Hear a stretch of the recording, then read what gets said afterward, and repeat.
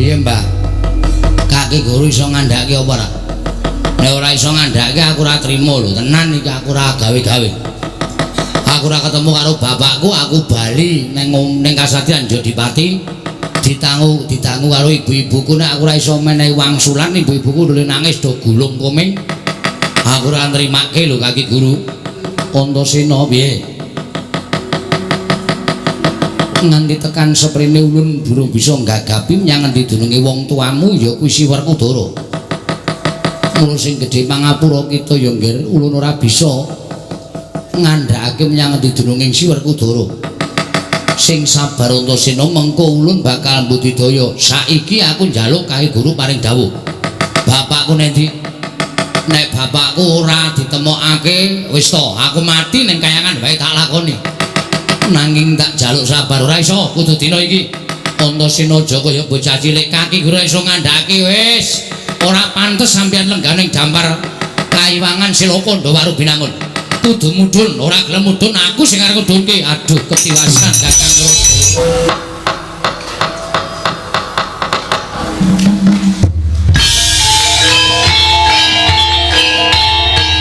Dilanjutkan pagelaran wayang kulit semalam suntuk oleh Ki Dalang Sena Nugroho. Selamat menyaksikan.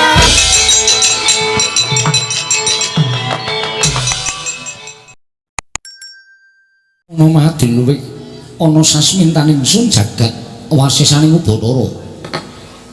Ora manguta dhisik Kakang Pati Udawa. Ayo ndadekake kagiat sira Kakang Pati Udawa ingsun piji mangarsana Kakang Patih Udawa. Lho niki Ji, sesembahan kula. Pengayoman kula wonten ing Madyapada Prapting delahan Gusti kula ingkang sinuhing Durawati. Wanter sabda pangandika paduka amiji dhateng pisawanipun ing abdi pun Patih Udawa. Kepareng kula cumadeng dawuh sabda pangandika paduka Gusti kula ingkang sinuhun. Kakang Patih Udawa iya.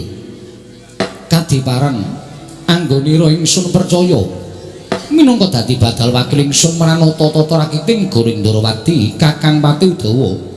Mula diake matur marang panjenengan ingsun samendang aja nganti ana ing karembik. Nyawa-nyawa jimat kula, sesembahan kula, Gusti kula ingkang sinuhing Durawati.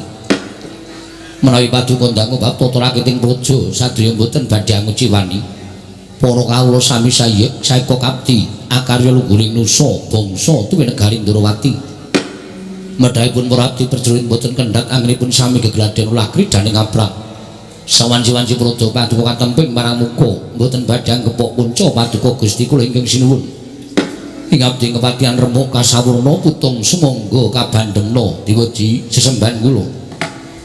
Kakang Patih Udawa karya bombong tias ingsun ora liwat pakaryan ingkang utama tindakna selawase lan prayogakna anggonira ngadhep ngarsaning ingsun Kakang Patih Udawa. Sampun boten kirang prayoga anggen kula ngabiyantura ngersa paduka Gusti kula ingkang suwun. Malah dirilan sak samunipun kepareng kula ngaturaken sembah sumangga ing pangabektinipun ing abdi kepatihan kunjuk ngersa paduka Gusti kula Sang Nata ing Durawati. Kakang Patih Udawa ingsun tampa tiba padha-padha Kakang Patih Udawa. Apa dene sira Dimas Haryostyaki prayogakna nggira ngadhep ngarsaning pun Kakang Kyai Dimas Garbaruji. Sampun boten kirang prayogi pisawanipun ingkang rayi pun Setyaki Kawa Prabu. Kepareng kula ngaturaken sembah sumangga ing pangabektinipun ingkang rayi kunjuk sandhapada paduka Kanjeng Kawa Prabu jimat sembahan kula. Dimas Haryostyaki ingsun tampa karya bombong tias ingsun ora liwat pangestuning ingsun tampanana kula punika jimat paripik dayanana ing kasantosan. Atmajaku Samba prayogakna ngira ngadhep ngarsaning pun Rama ya nggir. Atmajaku Kusuma Kilatmaka. Kawula nun inggih Rama Prabu. Sampun boten kirang prayogi pisawanipun ingkang putra pun Samba. Namung kepareng kula ngaturaken sembah sumangga ing pangabekti kula kunjuk sandhapada paduka Kanjeng Rama Prabu. Ya Samba ingsun tampa akarya bombong tias ingsun ora liwat pangestuning ingsun tampanana kula pun ningga jimat paripik dayanana ing kasantosan Kanjeng Rama Prabu. Prayogakna nggondhara ngadhep ngarsaning pun Rama ya nggir Samba. Kawula non sampun boten kirang prayogi pisawanipun ingkang putra ing Paranggaruda pun Samba. Nuwun sewu Koko Prabu. Ngantos randhat anggen kula ngacarani rawuh paduka Kanjeng Koko Prabu sepinten genging kalampatanipun ingkang rayi diagung pangaksami Koko Prabu Baladewa. Sarawuh paduka Kanjeng Koko Prabu kula ngaturaken pasegan panakrami kunjuk sandha pepodo paduka Kanjeng Koko Prabu. Sesembahan kula Koko Prabu pangayoman kula ing Mandura Koko Prabu Baladewa. Jagat wasesane Bathara wayah Bathara jagat Pathik Indra Jaladewaku. Yo Kresna. Mus tak tampa sira yayatur pasegan tumraping pun Kakang ngakarya bombong penggalipun Kakang. Ora liwat pudya pangastawanipun Kakang Tampanana Yai Prabu Ndrawati. Sanget anggen kawula nidadosaken jimat paripik. Dayanana kasantos saning lair batos kula Koko Prabu. Mboten langkung ngasih cakno anggen jengandi kula lenggah. Koko Prabu Mandura Yai Prabu Ndrawati kaya kurang kepenak nggone pun Kakang Prapta ning negara Induraka dina samengko iki Yai Prabu Kresna nunamit pasang kaliman kabeh tinebena iki lho dene demaweng tawang tuwang po ingkang putra pun sombong ngaturaken sembah pangabekti kula kunjuk Koko Prabu Mandura anak lanang Hanindita bocah mursid iso mikul dhuwur mendem jero karo wong tuwa aja mung kandhek ana pangucap nanging kababaro dadi pakarti. Yo Samba. Ndak tampa sira ngaturke bekti karo wong tuwa, ora liwat pangestu newakmu Mandura Tampanana. Kula pun dinggo jimat paripe ndayana ning kasantosan. Mboten langkung kasih cakno anggen jengandi kala nggawa Prabu ing Mandura. Kula bat-bat jaku Samba kaya ora kepenak. Praptaning wakmu ing negara Indrawati dina samengko iki. Koko Prabu.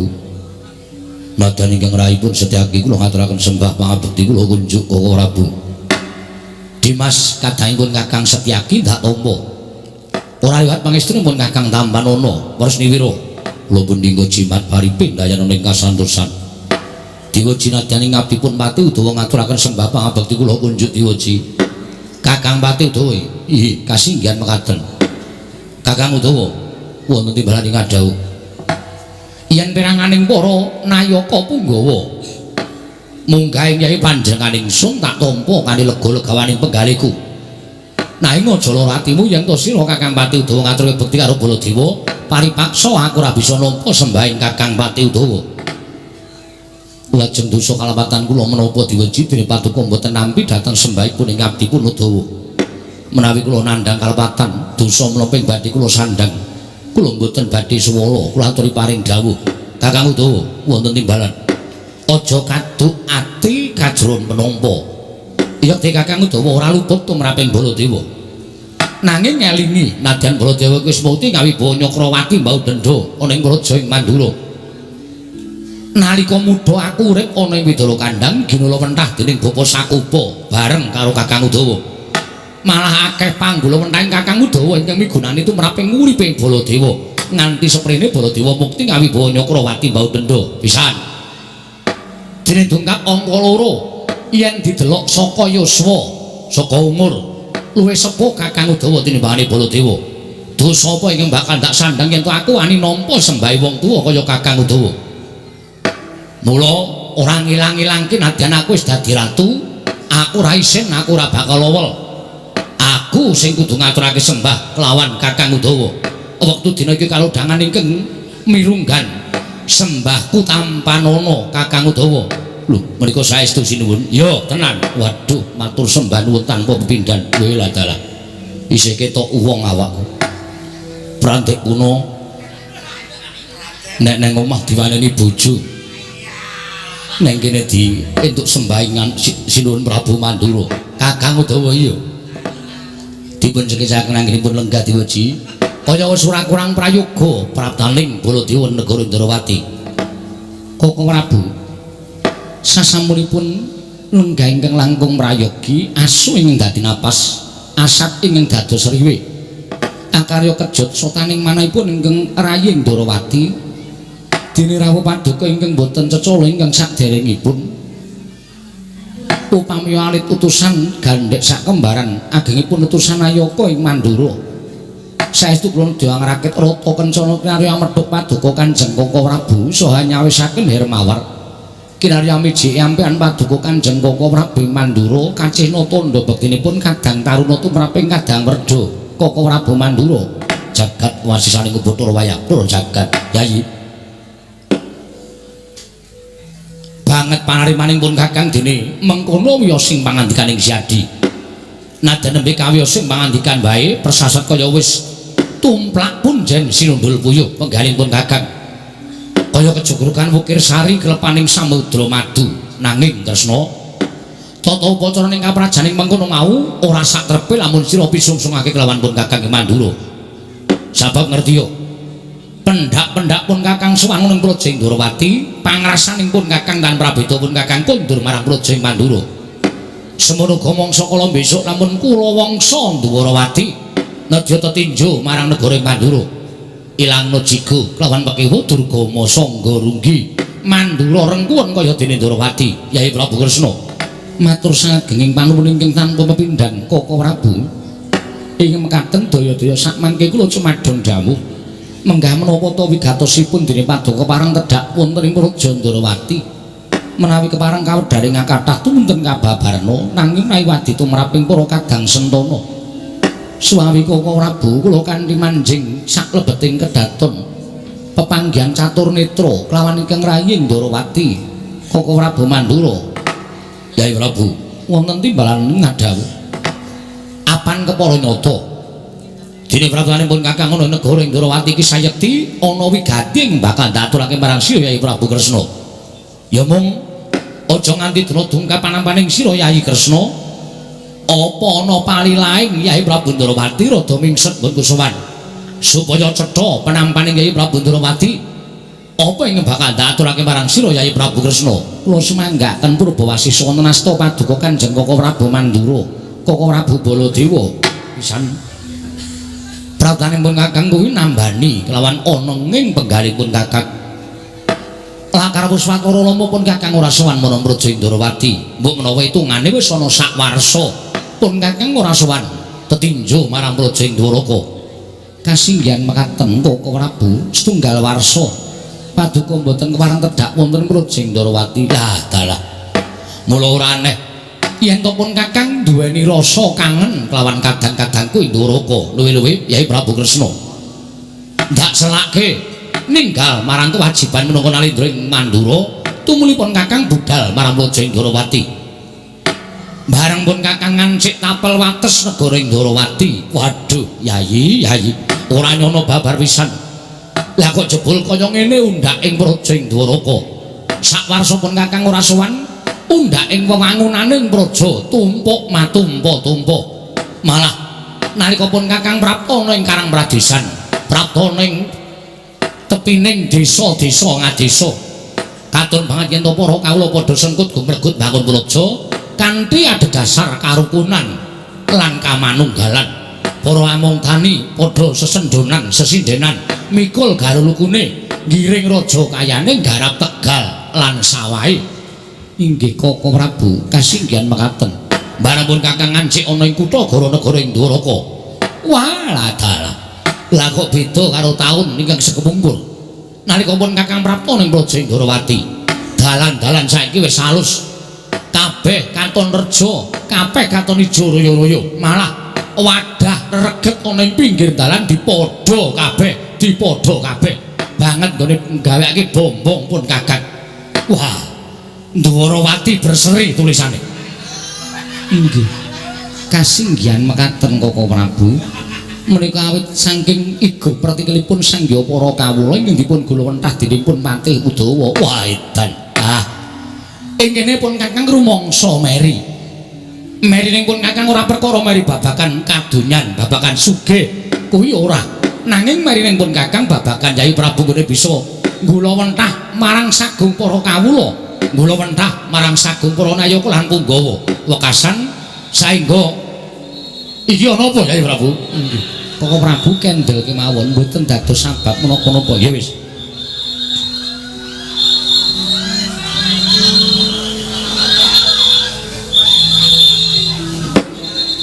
Kang mangkono pun Kakang rumangsa seneng dene Yayi kacihna bisa minangka dadi makuthaning Boksing Ndrawati iki kasinggihan mekaten Koko Prabu menapa ingkang kula tindakaken menapa negari menika sinebat sentosa menawi tigang perkawis menika saged nindakaken kewajibanipun piyambak-piyambak negari menika saged katingarjo menawi sedaya kewajiban menika katindakaken kanthi adhedhasar jujur Koko Prabu lire piye Kresna negari menika katingal sentosa utawi katingal rejo menawi tigang perkawis menika manunggal lho la iya telung perkara kuwi apa wae setunggal menika Nalindra angka kalih Nayaka tetiganipun kawula lire piye kok iso kaya mengkono Nalindra dawuh kaliyan Nayaka menawi Nayaka menika nindakaken kewajibanipun kanthi jujur dipun dawuhaken sangya para kawula wekasan tuwuh rasa pitados saklebeting manah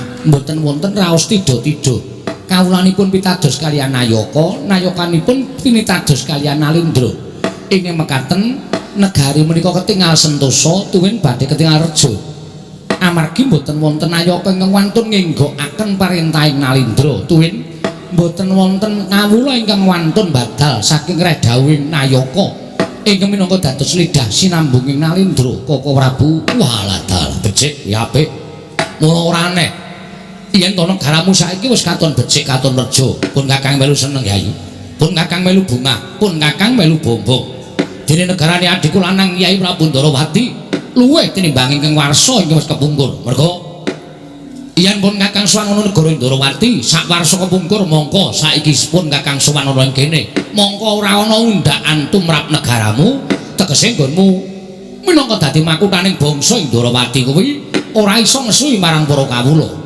Koko Prabu berkah pangestu paduka kula suwun mugi-mugi Ndarawati langkung sae tinimbang ingkang sampun kepengker Kakang Udawa wonten timbalan sinuwun apa ingkang dumadya ning Praja Ndarawati kuwi ora kok saka Kyai Kresna dhewe nanging uga saka lelabuhaning Kakang Patih Udawa nggih menapa sampun kula tampi saking dawuhipun Sri Naranata mboten nate kula enggokaken tartemtu tulus kula dawuhaken dhateng sangya para kawula kuwi bener kang mangkono akeh kawula kang percaya marang Patih Udawa mula ora aneh yen Kakang Patih Udawa dawuh apa wae kawula mesti mestu padha kuwi merga nggonku dipercaya dening para kawula kasinggihan mekaten wah upama Mandura kuwi duwe patih kaya Kakang Udawa tak kira undhake negara Mandura ora mung ngandhut dalan inggih lha piye meneh kapatih kuwi Praguta wis dikandhani ora tau gugu kon dawuhke apa-apa marang para kawula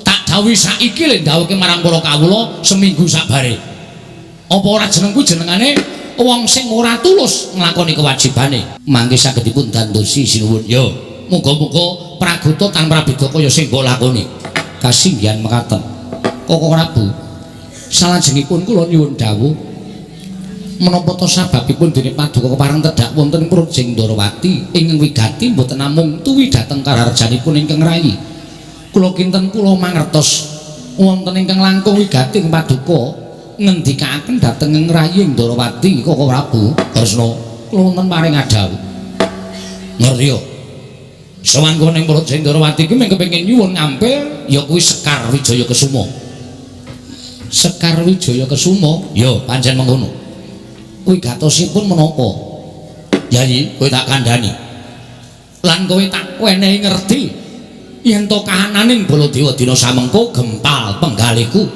persasat aku wis kaya ora entuk jeneng ana ing ngareping para kawula Mandura liripun kados pundi paduka paring dawuh ing mekaten 3 sasi wis kelakon tekan saiki Mandura iku kaya ketaman pegebluk Mandura kaya ketaman welaking Jawata akeh para kawula ingkang esuk lara sore tekani pati sore lara esuk ketiwasan mongko kabeh madal sairing usada wis ora kurang dipun Kakang rawuhake para brahmana winasih sewa sugata miyang para nimpuna supaya nambak rengganing praja parandening katindakake gagar wigarta antuk karya nalika semana pun Kakang nglakoni tapa brata wancine anggara kasih pun Kakang sare naritis sesemek ron raja mula bebantal buta sarimbak jroning pun Kakang Nendra mau nyumpena entuk wangsiting Jawata negara Mandura bisa waluya nirmala temah jati jati temah mulya yen Mandura tinengganan Sekar Wijaya Kesuma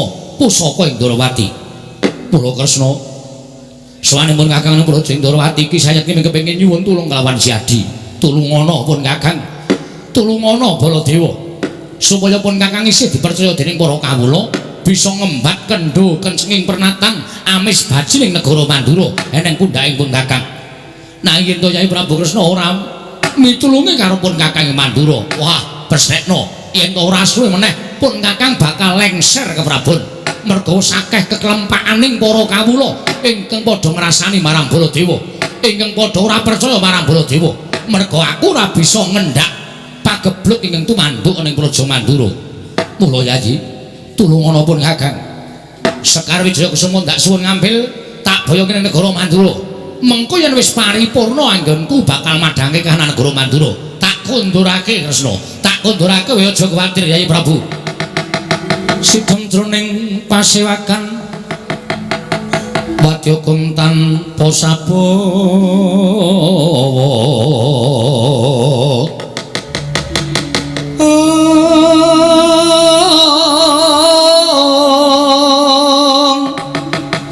kapraban dening Sang Nalendra Tama mangu-mangu-mangonengi leru sing duka cipta berbudi mandana raras ing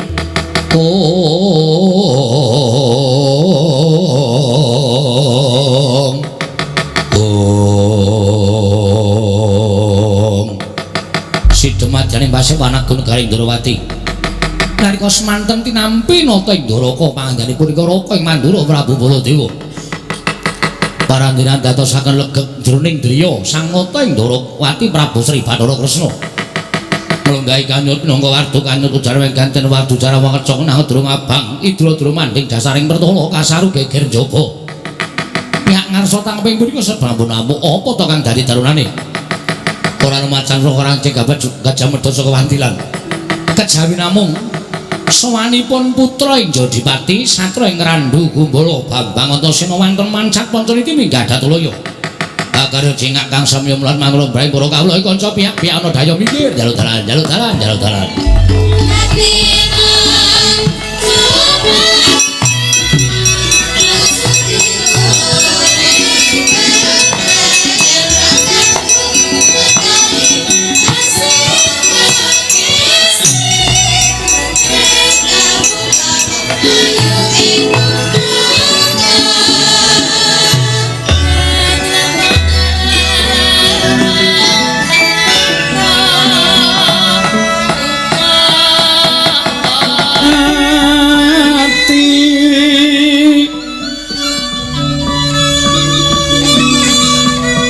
Sinawati cekak kinari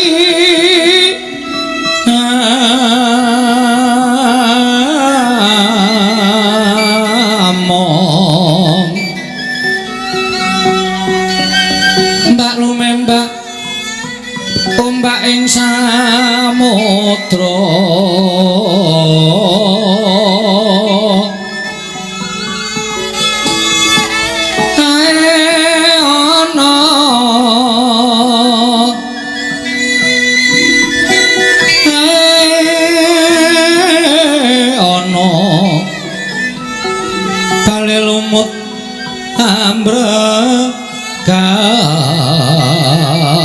kanggeng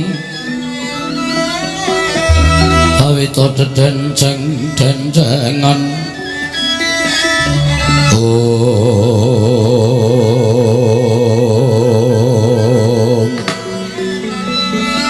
awasisaning Bathara Wayahpura jagat ilah taala ora paling iki kaya Atmajaku Ngrandu Gumbala Antasena ingkang suwana ning Praja Indrawati nggih bocah bagus anakku cah Jarot Antasena padha raja sak praptamu nggih pangestune Pakde slamet tekaku Pakde aku ngaturke sembahku katur ya Pakde iya tak tampa pangestuning awakmu Indrawati tampan ana tak gegem dadekake jimat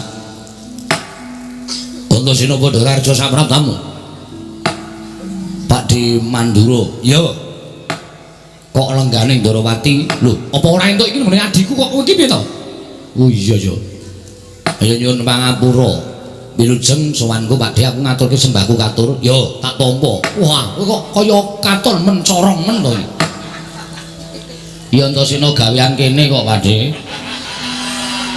Oh, mulane kok kaya mencirit. Benereng nang mripat. Ya rasa disawang. Nggih katuran karaharjan rawuhipun. Paman Setyaki slamet tekaku, aku sami-sami. Nggih katuran karaharjan rawuhipun Anggir Antasena. Pakde Udawa slamet tekaku. Aku ngaturke bektiku katur ya Pakde. Dangu mboten rawuh wonten ing Widara Kandhang nggih. Kewajiban kasatriyan akeh Pakde. Ya sesuk kapan-kapan tak selake aku tak sowan ing Widara Kandhang. Duwe apa wonten geblek. Kowe lah seneng aku kowe. Inggih, sampun radi mambu. Kowe nek Dupatih tak jotos lho ilang. Wong anak satriya kok disuguh geblek rada mambu. Dimas padha raja sak pratamu Dimas. Kakak iya. Slamet tekaku Kang. Aku ngaturke bekti katur ya Kang. Tak tampa pangestu tampan ngono ya Dimas. Iya, ndadekake jimat. Dayanana uripe Antasena. Antasena piye? Janur gunung kadingaren. Sowan ning Projeng Ndorowati ana wigati apa? Sepisan aku ngaturake sembahku katur ngersane Pakde Kresna Siwa Ndorowati. Iya, tak tampa. Pangestuku tampanana. Heeh, angka 2. Janjane aku tekan kene iki kaya dene wong bingung. Lho. Bingung sebab apa? Lah ngene tak critani. Nek Pakde ora prisa, tak caosi prisa supaya ngerti lelakon sing dumadya ning kasatriyan Jodipati sing magepokan karo bapak. Bapakmu Werkudara. Heeh. Lho, bapakmu ya gene Antasena. Bapak ki sono karo tengah sasi iki lunga. Karo tengah sasi iki lunga. Saka kasatriyan Jodipati geger anak-anak. Kakang Antarja, Kakang Garwaca, aku bingung kabeh. Wah, si Mbok Arimbi nangis gulung koming. Lah bapak kira tau lunga kok ujug-ujug lunga mongko tanpa pamit. Gagak bongkol podang binureyan macan nanggelur kuwi ora ana sing diweling karo bapak tindake nang endi. Lah dadekake bingung. Mula Kakang Garwaca Kakang Antarja nyebar. Aku ya melu goleki bapak. Aku ki nuwun sewu. Aku ki rumangsani wong bodho kok ya dadak goleki bapak ki. Barang tekan dalane aku bingung. Aku lek arep golekku nendi arep takon sapa? Wong bapak ora pamit, bapak kuwi ora ana welingan apa-apa. Iya. Lah Sukalima apa wis tok marani? Bapakmu ki siswa Sukalima sing ditresnani karo Begawan Durna. Aku sowan ning Sukalima, Simbah Durna ora ngerti lungane bapak. Bapak ora ning Sukalima. Ora ning Sukalima? Ora. Lah terus aku mandeg dalan bingung. Aku kelingan karo Pakde Kresna. Nyut. Sing mak nyut apane? Pikir aku ki lho. Pikir aku ki mak nyut kelingan Pakde Kresna. Pakde Kresna ki titi sing Sanghyang Bathara Wisnu, dewa sing tukang nentremke jagat.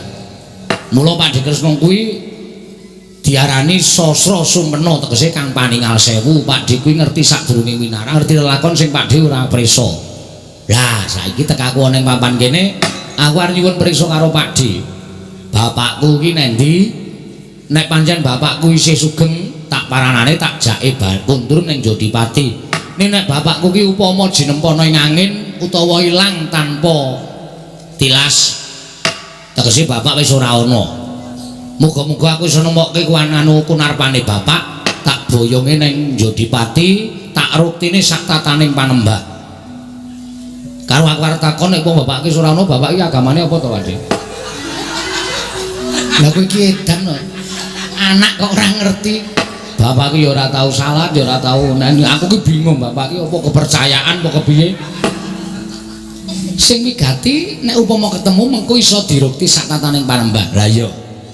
Lah saiki aku takon karo Pakde, bapak kuwi nendi? Nek bapak kuwi pancen lunga lan isih sugeng, tuduno nggone ngendi? Nadyan adoh dikaya ngapa tak golekane, mengko tak aturane kundur. Nek bapak kaya sing wis tak ngendikake mau ya muga-muga aja. Bapak wis ora ana, kunarpane tak ruktine. Nek Pakde iso nuduhke matur nuwun, nek Pakde ora iso nuduhke kowe ngerti to watake Antasena? Nek Pakde ora iso nuduhke, ngerti to watakku? Iya, aku ngerti. Aku ngamuk nang kene. Lho. Ngamuk tegese wis pokoke ngamuk. Aku nguyuh sak nggon-nggon. Kowe ki anak satriya kok polahmu kaya Panakawan ya wis ben aku ndunggal warisan kok. Aku ngamuk ning Ndorowati, aku ora wedi karo Mak Jlik Setyaki, aku ora wedi karo Pak Udawa. Apa meneh anakmu lanang Samba kuwi selawase ora tau perang. Ning nang salon wae. Luluran mbubuti kuku. Ngerok. Aku ora wedi sapa. Lho apa meneh kene ana Siwa Mandura. Siwa Mandura arep mbelani karo Pak Kresna, aku ya ora wedi. Wis ngono wae, ngerti to Pak Antasena iku ora wedi karo sapa-sapa. Lho nek anak awakku wis mengkilap kaya ngene iki. Medeni. Jagat Dewa Bathara. Antasena, piye? Saiki ngene. Kowe kuwi ya wong lantip. Kowe kuwi ya wong pinter. Senadyan Antasena kuwi wong kau, wong dosa, wong mlaha apa anane kowe ora iso basa, kowe ora iso tata krama. Nanging ngerti ya, uripmu kepareng ing Jawata kuwi dadi wong ndunggal kewarisan. Monggo kinayoman dening para Jawata. Mula akeh sing padha ngandhakake anak Ngamarta kuwi ming loro sing dadi pepethingan, siji Wisanggeni, loro Antasena. Lah nek nganti kowe kok goleki bapakmu dadak takon karo aku ki nek ngono nggonmu duwe utawa nggonmu dikondhangake dadi wong pinter, dadi wong ndunggal kewarisan kuwi ora ana gunane. Ora ana gunane ya. Nek ngono Antasena sing dikondhangke wong lantip panggraitane kuwi ya ming kabar tok, ning nyatane ora ana. Ya ngono apa piye? Aku gah ngene iki. Aku nek diomongan diolak-walik ngene iki aku gah. Aku iki ngalem Pakde dadi Nalindra sing pancen ngerti sadurunge winara kok sampean malah balik karo aku. Lho, ora balik. Ning nyatane kok ngono kok. Ning nyatane aku ngrasake aku ora iso goleki karo bapak. Lah, tegese urung binuka, wiwara. Bapakmu menyang endi? Tegese bapakmu dina iki lagi dadi lakon, dikersake dening panguwasaning Dagamur Wendat. Nah, dadi pinter kaya ngapa?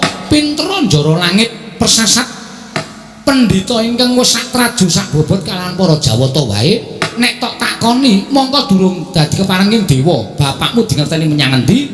Ora bakal ngerti. Nadyan wakmu ing Ndorowati ya ora bakal ngerti. Ngono ya, Dik. Iya. Mula aja banjur nganggo akal, ning gunakno nganggo akal. Lah saiki ngene, saiki gentenan wae, gentenan piye? Nek pancen kowe wong pinter, nek pancen kowe wong lantip, aku sago nuduhi bapakmu menyang endi, ning kowe kudu sago madangke kahanan Ndorowati. Gosik. Kok sampeyan ngendika madangke kahanan Ndorowati iki kok diganti sekringe sik. Lho tegese ngene lho. Padangno kahanan Ndorowati. Padangno kahanan Ndorowati, Ndorowati sik padang. Ndorowati katon tentrem, Ndorowati ora ana apa-apa kok. Tumrap kowe ora ana apa-apa. Ning swasana iki tonton nganggo permana jati. Tontonan nganggo netra batin. Kahanane wakmu ing Ndorowati iki kepiye? Yen kowe iso madhangke kahanane wakmu ing Ndorowati, bapakmu tak goleki. Tak duduhi nandi dununge bapakmu. Ayo pikiran. Gunakno atimu Antasena. Gunakno lantiping panggraitamu. Aja kaya wong bodho lunga-lunga, kowe anak Werkudara lho, kowe putu dewa lho. Nek ora iso ngerti petenging pun wong Ndorowati ora ana gunane kowe dadi anak Werkudara. Kagatri sang kapirangu empit dosang reknaning bawana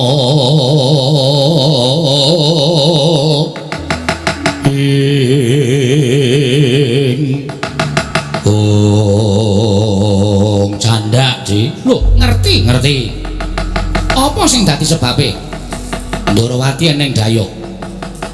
Dayoke mbutuhke pusaka negara Ndorowati arep nggo tamba negarane le Ketaman Pegebluk. Cocok apa ora? Aku ora wani matur, ora usah wedi. Ora usah wedi. Jare sampeyan ngendikake padangno atine Kresna. Bareng tak gagapi, aku manten pangestiku, aku entuk palimarmaning Gusti ngakarya jagat. Aku entuk pituduh. Neng kene eneng Dayo. Nuwun sewu aku ora ngarani sapa-sapa ning aku nyebutke Dayo. Aku ora nyebut jeneng. Aku ora nyebut inisial. Inisial iki apa? Ini dan itu. Sama-sama sial. Tegese aku ora nyebutke jeneng. Ning aku nggagapi neng kene ana kahanan sing Pakde ora patiya seneng, sing Pakde ora patiya dadi renaning penggalih. Mula wektu dina iki kersane Pakde piye? Apa daya kuwi tak larak metu, apa daya kuwi tak jotosi, apa daya kuwi karepmu piye aku manggep kare manut. Pakde dawuh aku nyendikani. Ora sawedi Pakde. Nek Pakde ngendika aku ngestokake dawuh, nek Pakde ora ngendika aku ya ora bakal ngestokake dawuh Pakde.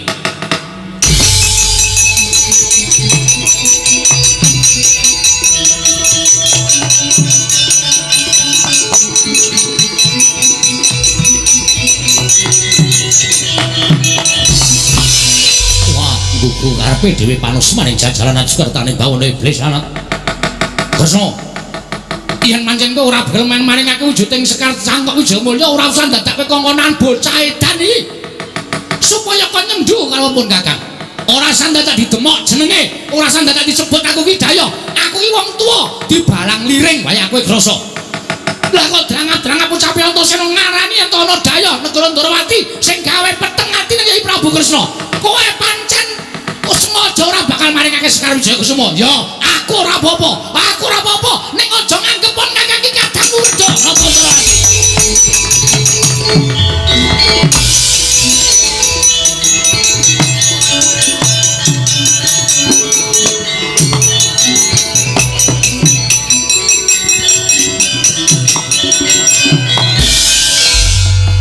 sing gedhe pangapuramu Dik.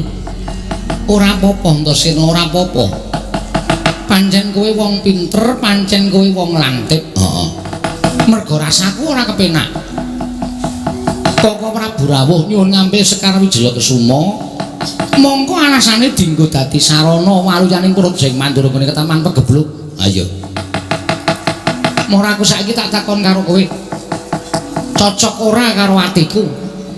Perkara apa? Wah, iki jan adu pinteran tenan iki.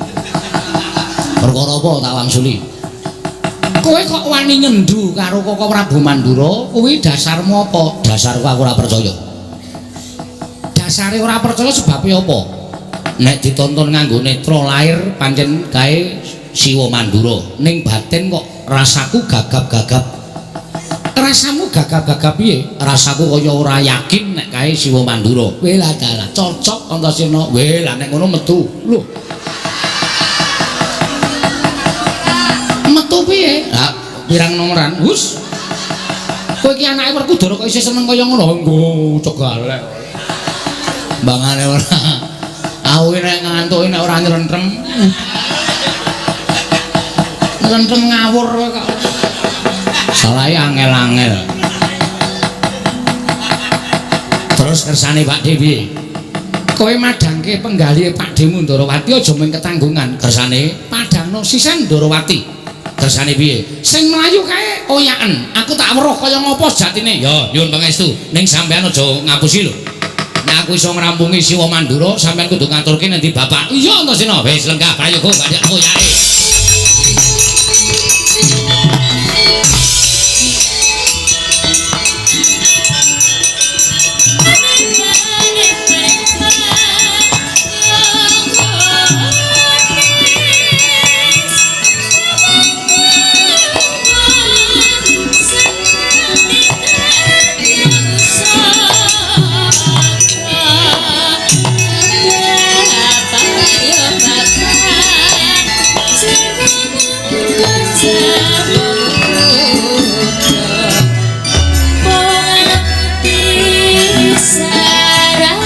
Sripala Dewanarpati Dwinares Swara Kresna kalangkung tresnanira marang Dyapanon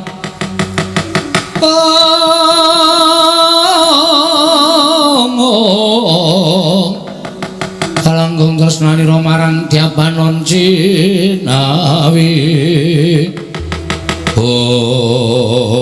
Walah dalah kuku karepe dhewe.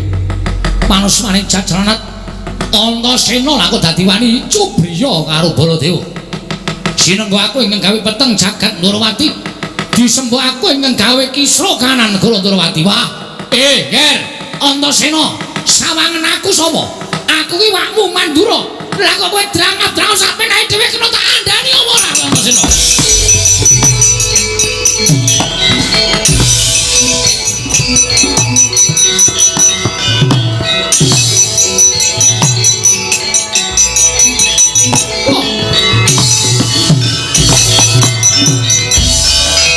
Dinututi lamun katuntutan lamun mangsa prawira digdaya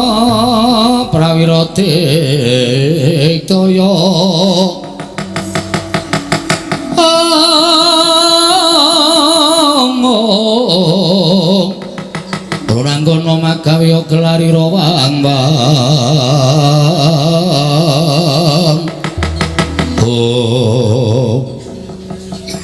Antasena, Pakde Mandura ana dawuh apa? Ora aku tak takon karo kowe. Aku tak takon karo kowe malah gak wangsul nepi takon kani bertitis. Mesti tak wangsuli Pakde, ora-orane aku ora bakal wangsulan. Kersane piye, karepe apa, aku mengkari manut. Kowe mau ngandhakake yen to dayoh ing Kemrapta negara Ndrawati ingkang sayekti gawe peteng jagat Ndrawati. Mun saiki tak takoni Wangsrana, dayoh sing tok arani mau sapa? Nuwun sewu. Ora arep tak tutup-tutupi aku ora bakal selak. Saiki tak nyuwun prisa karo Pakde, jejere Pakde ning negara Ndrawati kuwi dadi apa? Lho, aku dadi kadange Werkudara Prabu Ndrawati. Wis kabeh wis ngerti. Nek sampeyan kuwi kadange tuwa, ireng ning Ndrawati. Statusmu rawuh ning Ndrawati ki apa? Sepatune sapa? Status. Walah. Tegese jejermu minangka ning Ndrawati ki lenggahe dadi apa? Lho, aku dayoh. Lah. Mesine Pakde wis krasa nek dayoh ning negara Ndrawati iki dadi pepeteng. Terus aku tak takon karo kowe.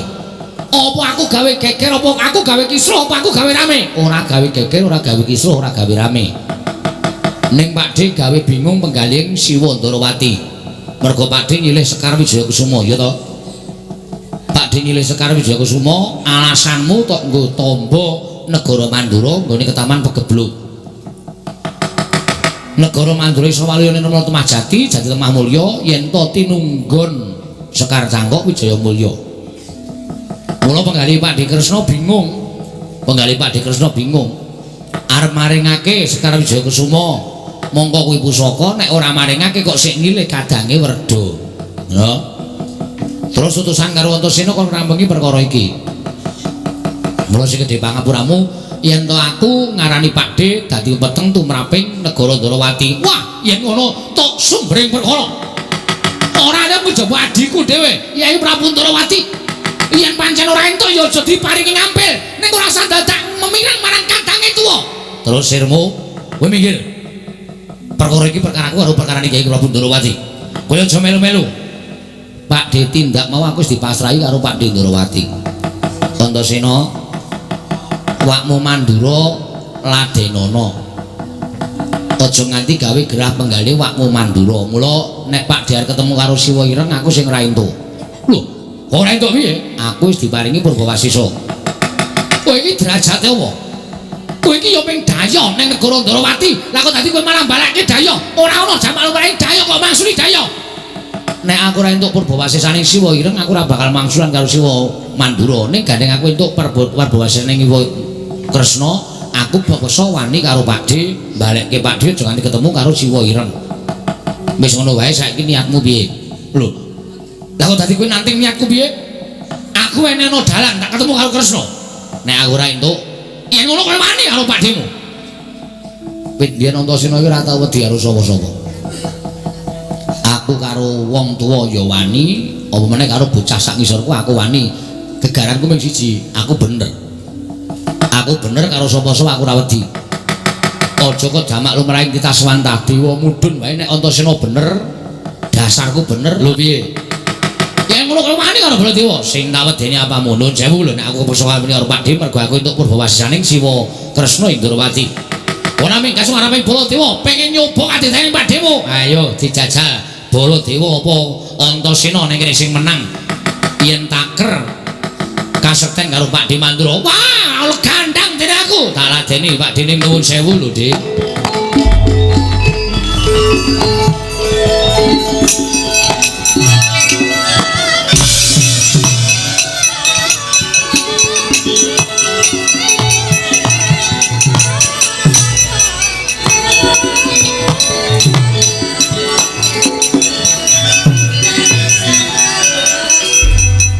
Ketok nek mungsuh karo Pakdemu. Kowe ora lahir batin Antasena. Ing atase kowe nyepeleke karo wong tuamu Mandura, kowe tak antuk tak jotos. Mestine kowe kudune bales. Kewan kae wae kepengin males yen dipiloro karo menungso. Apa meneh kowe menungso? Lah kok dadi kowe ora bales karo Baladewa? Kowe nyepeleke karo aku. Kowe nyepeleke karo Nata Mandura ya ngono apa piye? Dik aku isih ngajeni karo sampean. Nek aku bales karo sampean, aku ngejotos karo sampean, sampeanku kewirangan. Sampeyan isin tur ya aku ora ngerti tata krama. Jroning peperangan ora ana tata krama. Jroning peperangan ora ana isin. Jroning peperangan anane men kowe apa aku sing tekani mati. Ayo, nek pancen nyoba karo Baladewa, gage jotosen Baladewa. Nuwun sewu lho, sampeyan sing dawuh, gage jotosen Baladewa. Nuwun sewu. Waduh, iki malah kesrimpet tang wayang. Nyuwun pangapura, Pakde. Tak nganggo nggon aku dhewe rusak-rusak ora nempuhke.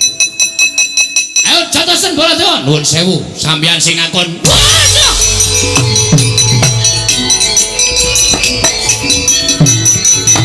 Wah! Oh, oi.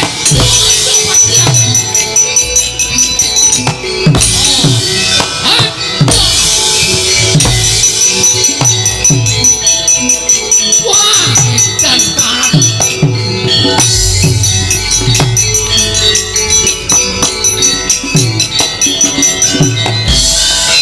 Strayoli binatang keparat jajalanan. Wah, barang tak dawuh kon bales lha aku mak jelek ning dodo. Upama dudu Baladewa tak kira wis katriwandan ora eling Brawadasena. Yo, Antasena, kowe wani karo wakmu, kowe mentolo karo wakmu Mandura. Yen ngono aku kudu mentolo karo kowe. Yen aku ora mentolo karo kowe, tangi aku iso ketemu karo Yai Prabu Ndorowati. Ayo, maju kene. Urung ngerti kekuatane Nata Mandura Prabu Baladewa.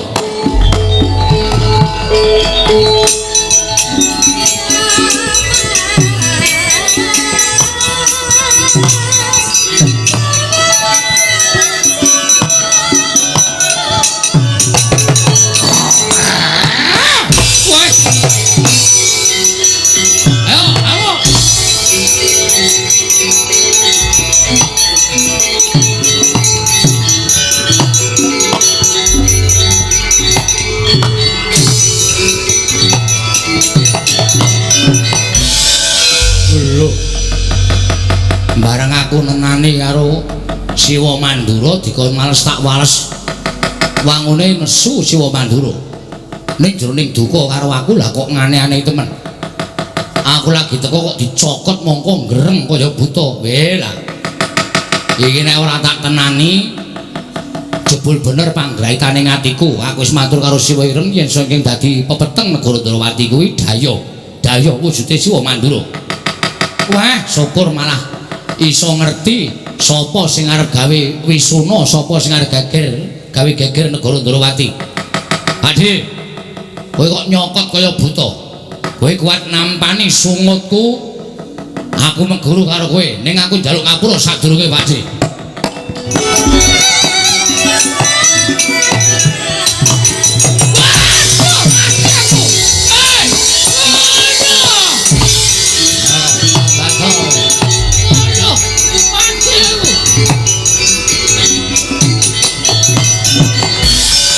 Ana ing sandangan sing tok agem. Apa mbok anggap Antasena ora ngerti sejatine sapa kowe? Ketiban daya sungutku ora gograk marasmu aja dundang Antasena. Waduh, mati aku Antasena. Lah kok dadi pet-petan kaya ngene kananku. Ora duwe kekuatan nglokro kaya ngene Antasena. Mati aku Antasena. Waduh, waduh, waduh.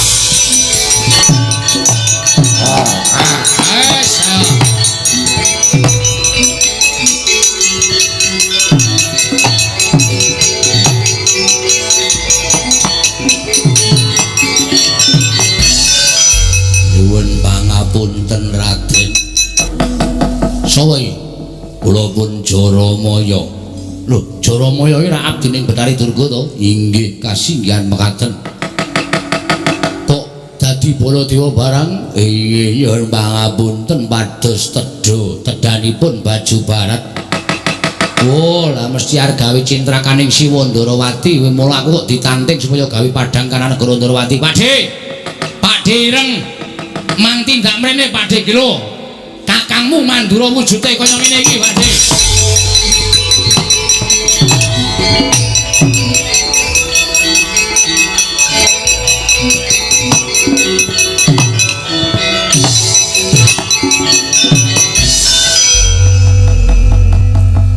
Sapa Antasena? Jaramaya.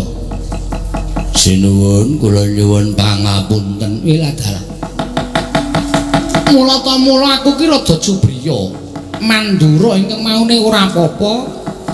Lah kok dadi Kanjeng Koko Prabu rawuh ning negara Ndarawati ngendikake yen to telung candra Mandura ketaman pegebluk. Mongko akeh para kawula ingkang esuk lara sore ketiwasan, sore lara esuk kapralaya. Lah iya. Lah kok jebul sing dadi Koko Prabu Mandura mau Jaramaya iki Antasena. Heeh. Waduh, kula nyuwun pangapunten sinuwun. Kula nyuwun pangapunten. Kula lepat kula nyuwun gesang sinuwun. Aduh. Antasena ngapa? Tok kapake. Kowe iku ora tumbak cucukan. Ora ana wong apa-apa udah aduh. Inggih nyuwun pangapunten. Kula sampun dodo ing kalepatan kula. Aduh, isyum Antasena. Ngapa to? Tok kapake. Lho, tanganku di atas semua, lho. Aku ora ngopo-ngopo lho. Iki senengane tumbak ora ana wong miloro kok udah aduh. Ya kowe tak ngapura wonten kowe jujur. Apa to wigatine dene kowe manjing negara Ndarawati? Iya, sejatosipun kula jauh. Oh, kepidak iki apa, Pakde? Tak kira nek batu baterai. Ngono tak idak tak tunggu sepados-pados srana pejahipun titah srana tedhanipun Baja Barat. Kok ingkang mbok jangka aku? Sebabe apa? Iya. Krana panjenengan menika pengayonipun para Pandhawa menawi Gusti ing Ndarawati menika seda Pandhawa boten badhe kegiatan. Monggo Pandhawa menika klebet bocah Sukerta menika dados tedhanipun para Baju Barat. Ora ana ingkang ala tumama marang becik mula yen kowe arep mbudidaya mateni marang Nata Ndarawati kudu nganggo karti sampika sing luwih primpen ya. Mengko ndak kadenangan merga Ndarawati iki pamaning wong lante panggraitane. Inggih. Jaramaya wonten dawuh. Kowe tak lilani bali ya. Kandha karo Betari Durga yen kepengin mangan wong Ndarawati kanggo panganing para Baju Barat dina iki tak ajangi jembar leganing atiku. Oh inggih ngestakaken dawuh. Kula nyuwun pamit madal pasiran. Sing ati-ati aja kaya bocah cilik. Raden Antasena kula nyuwun pamit. Bali kono. Tutuki gundulmu ora. Buta kok golek pangan kok ning negara liya. Ngono ora ana pangan apa piye? Inggih wonten nanging kedah bocah Sukerta. Wis gak omong. Oh, bocah Sukerta dadi panganing Baju Barat apa piye? Sembrong bali kono. Inggih, kula nyuwun pamit sinuwun. Sing ati-ati aja kaya bocah cilik Jaramaya.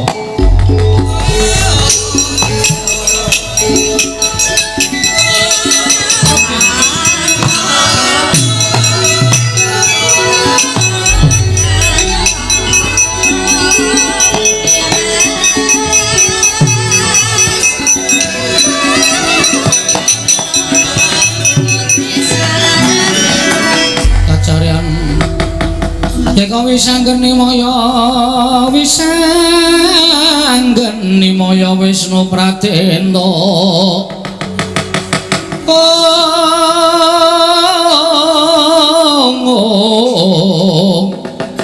wisanggeni maya Wisnu Pratenta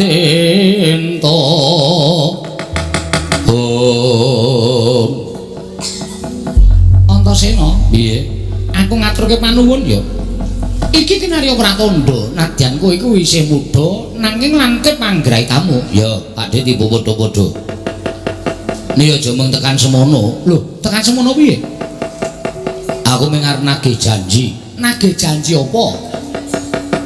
Jare sampean mau paring pangandikan Antasena nek kowe iso madhangke kahanan negara Ndrawati, kowe tak jarwani menyang endi bapakmu. Saiki Ndrawati wis padhang. Ndrawati wis katon padhang, kelilipe wis ilang, ya kuwi wujud Siwa Mandura, sesinglone Jaramaya. Iya. Lah saiki aku tak takon karo kowe. Gandeng aku iso nyingkirake pepeteng kang tumandune negara Ndrawati, aku nyuwun priksa bapakku nendi, isih urip apa wis ora ana. Nyuwun priksa karo Siwa Ireng. Antasena, piye? Yen kowe takon babakan perkara kuwi, aku mesti bakal menehi wangsulan. Nah, marem aku. Iya. Bapakku nendi, Pakde? Lah, ngertenono. Wangsulanku marang kowe cekak aos wae. Yen kowe takon bapakmu menyang ndi, aku ora ngerti. Iki sono perkara liya lho iki. Iki aku bar jotosi kakangne iso ngantemi adine, tenan. Kok sampeyan ngendikake mau aku bakal menehi pituduh karo kowe bapakmu nendi. Lho lah iya, sing jeneng kekuatan menungso kang winates to. Ya ora. Tresna kuwi menungso titis dewa. Arep padha nyebut titis dewa, ning aku ngrasa yen aku ki mung menungso lumrah. Pondene menungso kuwi kedurungan ina lali salah apes lawan mati. Tur kekuatan menungso kuwi winates ora padha karo para dewa. Kula nadan aku iki akeh padha nyebutake yen Kresna kuwi titis Sang Hyang Bathara Wisnu. Ning kekuatanku ing mapan ning jagat iki ya kekuatan menungso lumrah kaya kowe. Terus, lah ya kuwi mau aku ora ngerti. Wah, iya. Kok malah kisruh ya aku. Lah terus sampeyan mbok menehi dalan piye aku tok kon ngopo? Tok kon kepiye takon karo sapa? Lah kowe kepengin takon karo sapa? Tur to kowe kuwi ya kurang gawean kok takon karo aku ngono lho. Gusik sampeyan kuwi rak dadi kusiring para Pandhawa to. Pandhawa kuwi kreta karo jarane, kusire Siwa Ndrawati. Monggo kreta karo jarane lagi rusak, kusire kok meneng wae ora ndandani kreta karo jarane. Lho, ling golek onderdel angel. Wah, iki suwe-suwe ra macem-macem iki. Aku suwe-suwe nek mangkel iso tak gawe Karang Abang kana negara Ndrawati. Antasena, nggih. Kowe iki titah winong wong dening Jawata, kowe iki titah kinasih dening Jawata, tur dasare kowe iki ndunggal kewarisan. Dewa sapa sing ora ngayomi karo kowe? Lah kok dadi kowe takon karo Nata Ndrawati, lah nek pancen kowe kepengin ketemu karo bapakmu, kowe bingung le goleki, lah mbok kowe iki munggah ning kayangan. Takon karo para dewa, ora malah cetha to, ora sandadak kedoyok kedarang-darang prapta ning negara Ndrawati.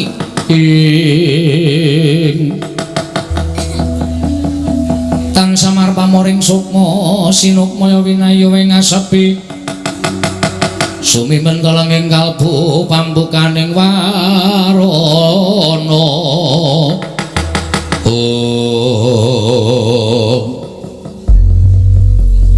ngono ya Dik. Iya. Oh iya. Ya nek ngono tamu munggah ning kayangan aku. Ya wis kono gek mangkat to. Mengko yen dewa ora ana sing ngerti bapakmu menyang endi, yang perlu kowe kuwi ya aja trima. Dewa iki ngerti manamu bamu sing ditakok dadi ora ngerti karo bapakmu. Yen ngono dewane sing ngapus krama, dewane sing ngapus-apus. Dewa sing ora lantip panggraitane ora pantes dadi dewa nek cara aku ngono. Terus ngamuk. Oh siap. Aku nek kon jamak-jamak ora. Dadi kok aku nek munggah kayangan badhe dewa tak takoni ora ngerti bapakku nendi. Isih urip ya wis tekaning pati, aku ngamuk. Ngamuk kok. Nek aku kalah, ora nek kowe kalah, wong kowe iki digdaya, kowe iki ampuh kok. Kowe iki ngungkuli pil. Wus. Edan Kresna saiki lucu tenan. Mbok mengko kowe melu gara-gara. Hus, nambemu. Wong aku ya mung nirokke Petruk kae sik omong kaya ngono. Aja tak tirokke sampeyan ki ratu kok nirokke Petruk. Ora. Munggah Antasena njaluk pamit. Dewa tak takoni bapakku ora ngerti lenggahe urip apa mati ora iso dosa. Antasena ora bakal wegah yen mungsuh para dewa. Sing ati-ati ya nggih. Ya, Pakde nyuwun pamit. Iya Antasena.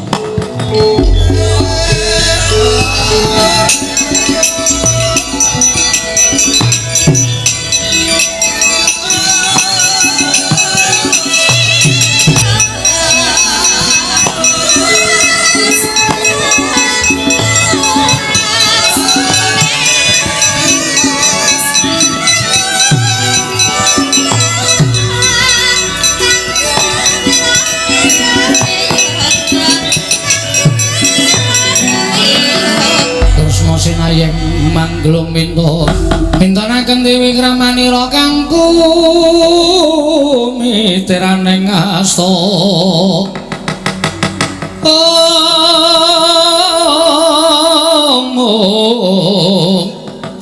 kang mitiraning asta aning asta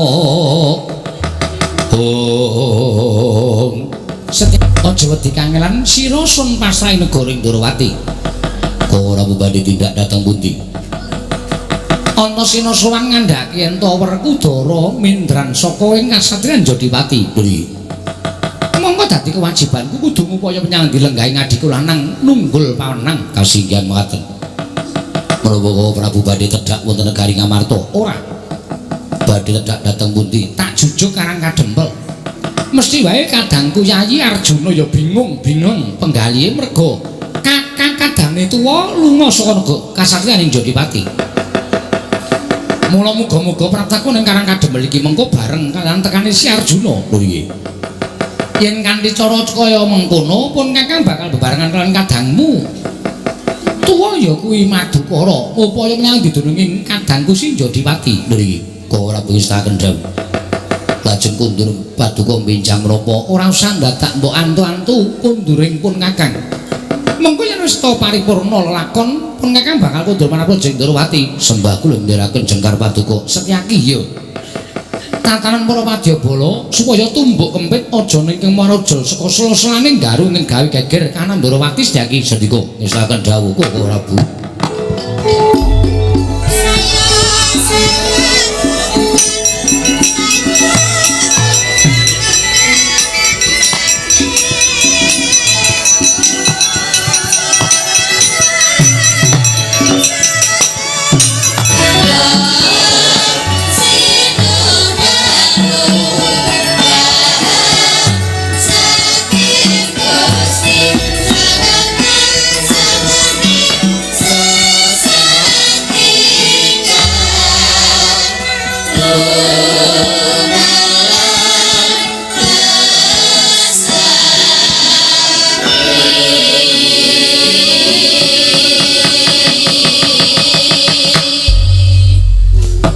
Narada Kakang Resi Kanika Putra awar kencang marudaya mak pong mbok bolong kali cedhe sapa sing gawe kunapi Di ingkang sawetawis kayiwangan katempuh hawa benter ingkang sundule ngawiyat satemakarya gara-garaning kayiwangan nanging dumadakan tumuli sirep katingal jengjem ayem madaning kayiwangan Kakang Narada menika saking dayanipun menapa awar kencang warudayam Pak Pong mbok bolong kali cedhe sapa sing gawe menawi Di nuwun mapunten estunipun boten namung Paduka ingkang kagiat penggalih Paduka nadanipun Ngraka sithik pangodalu-dalu nggadahi raos kejot manahipun ing Ngraka karana sawetawis adi guru ngawontenaken pasewakan wonten ing Baling Marti Kundha Manik sayekti namung badhe ngrembak perkawis gara-gara ing tumanduk wonten ing kayiwangan nanging dereng ngantos Paduka paring pangandikan teka wonten hawa asrep satemah saged amberat hawa panas ing tumanduk wonten ing Suralaya menika malah nuwuhaken tandha pitaken saklebeting manahipun ing Rangga Siti Paudalutan mestinipun lho Di mestinipun menawi wonten hawa panas ingkang sumundul wonten ing ngawiyat ngantos sakarya horeg sanggya para Jawata menika mbok menawi wonten lemah sangar kayiwaeng pandhita tapa pandhita malik tinggal utawi titah badhe ngembari pangawaos Paduka langkung-langkung wonten satunggiling satriya ingkang nilar jiwa kasatriyanipun madhep Brahmana menika biasanipun sok andadosaken gara-gara wonten ing kayiwangan namung kemawon nembe kula rembak alitipun nembe kula raosi teka wonten hawa ingkang sumundul ing ngawiyat ingkang andadosaken horegipun para Jawata kedadak sasampunipun Nadi Prawesti Bathara Gulenggah wonten ing Sela Kandha Warubinangun tumunten wonten hawa asrep ingkang damel ayem tuwin jenjem kayiwangan yen mampun Di menawi Paduka ndangu babagan perkawis menika kula nyuwun sewu kula mboten saged matur Kakang Narada menika mboten kados adat saben ingkang lumampah monggo pendak-pendak kayuwangan menika katempuh hawa panas tartemtu badhe wonten gonjang ganjing tekesipun gonjang ganjing ing wonten ing jana loka ugi damel gonjang ganjing ing kayuwangan krana ingkang sampun paduka dawuhaken wonten titah ing badhe ngembari dhateng panguwasan ing kadewatan namung nyatanipun dinten sakmangke sampun katingal adhem tuwin ayem kula kinten mbok menawi sampun kasirep dhateng purbaning jagat kakang mbok menawi mekaten di mbok menawi mekaten nah saenipun sami-sami ngucap syukur ngersanipun Gusti dene samangke gara-gara kita mantu wonten ing kayuwangan menika boten hadamel sisaipun para Jawata kumunten sakmangke sampun kasirep dhateng kawontenan ing kados mekaten menika Kakang Narada menika langkung prayogi nanging tumrap kula tetep kedah prayitna ngati-ati jer nyatanipun menika wonten hawa ingkang elok-eloki ayipun Jatimurti ing atasipun kula menika nalindraning para Jawata teka bingung-bingung kenganglangan manah kula nggagapi perkawis kawontenan kayuwangan ingkang kados mekaten menika Kakang Resi Kaneka Putra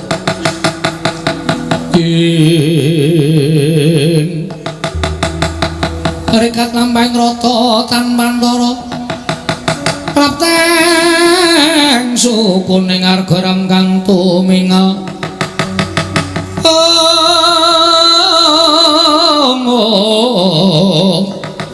derang kang tumingal dendeng saengga praja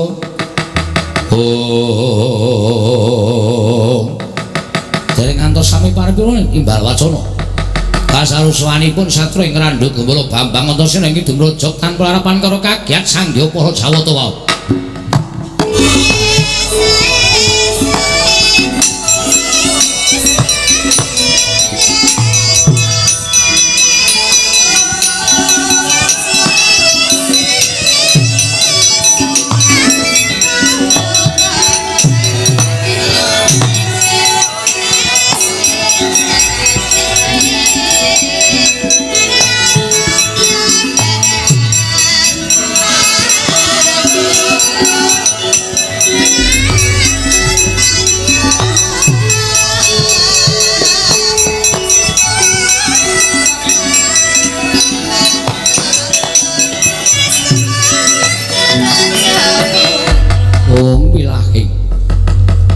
Nomo sidam sekaring bawuna langgeng Kakang Narada punapi menapa menika ingkang dadosaken gara-garaning kayuwangan teka wonten titah swantah minggah mongko kanthi badan wadak mboten panglima ayah ulun pun Antasena menawi menika kula kinten mboten mesinipun upami Antasena menika ndang ingkang dadosaken gara-gara ingkang tumantuk wonten ing kayuwangan tumunten boten badhe wonten hawa asrep ing ngadosaken ayem kados mekaten menika. Nyatanipun Antasena minggah wonten ing kayuwangan menika ugi boten wonten hawa panas sekedhik kemawon di. Namung mbok menawi monggo kula aturi paring dawuh lan kula aturi dangu dhateng pun Antasena. Wigatosipun menapa teka sowan wonten ing kayuwangan? Antasena kaki guru ana dawuh menapa? Padha raja saprapta kita nggih kita ngabiyantur ning ngarsa ulun pangestune kaki guru wilujeng niring sambikala aku ngaturke bekti katur ya kaki guru iya Antasena ulun tombo akarya bombong tias ulun ora liwat pangestu ulun tampan ana ndak gegem dadekake jimat Antasena padha raja saprapta kita nggih kaki Narada wilujeng slamet tekaku bekti katur ya kaki Narada oh iya tak tombo pangestu ulun tampan ana ndak gegem dadekake jimat Antasena sawise kita ngabiyantara mongko tanpa tinimbalan ana parigawe apa margake matur marang panjenengan ulun apa ingkang bakal kita aturake marang ngarsa ulun Antasena kaki ana apa nggih sowan ngersane kaki guru sepisan atur pangabekti ndungkap angka loro ngaturake bingunging atiku merga dina samengko iki bapakku ya kuwi Bapa Werkudara lunga saka kasatriyan Jodipati monggo aku wis goleki menyang endi papan tambuh-tambuh nggonku ngupadi karo wong tuaku parandene urung entuk katerangan menyang endi lenggahing wong tuaku Bapa Werkudara Mula gandeng bingung atiku tumuli aku munggah ning Kayewangan. Sing wigati aku nyuwun prisa karo Kaki Guru, Bapakku Werkudara tindake nendi, lungane nendi, lan wigatine apa. Yen Kaki Guru iso ngaturake utawa ngendikake bapakku menyang dilenggahe, aku ngaturke panuwun. Nah yen ora, nuwun sewu Kaki Guru tinimbangane Kaki Guru kuwi dadi sawijining dewa, mongko dapukane ratu ning dewa.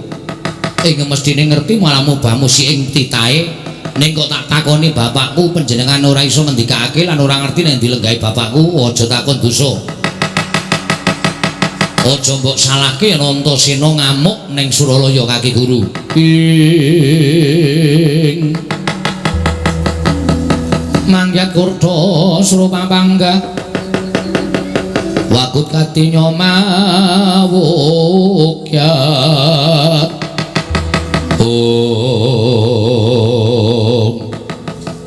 Antasena, aturmu lah kok dadi kaya mengkono.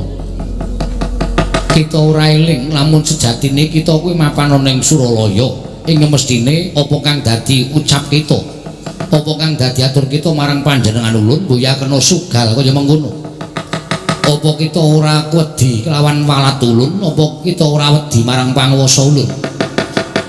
Yen kita takon kelawan wong atuwa kita, Antasena sing gedhe pangapura kita. Ulun boya mangerteni lenggahing wong atuwa kita. Ing mestine ulun ngerti marang mubah musik ing titah nanging saka pangira ulun. Mendrane wong atuwa kita si Werkudara kaya jinempana ing angin. Kaya ora ngerti ulun papan dununge lan kaya ilang muspra tanpa lari Antasena. Aku memang sulane kaya ngono ki piye, Mbah? Nek Kaki Guru ora iso ngendikake kudune Kaki Guru ki rak ya prisa to.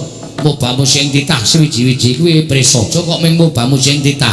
Kutu-kutu walang atoga wae jinaring ana panguwasane Kaki Guru.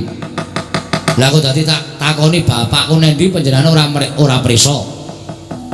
Nek ngono ora ana gunane sampeyan dadi kami tuwaning Kayewangan, ora ana gunane sampeyan dadi nalindra ing Kayangan.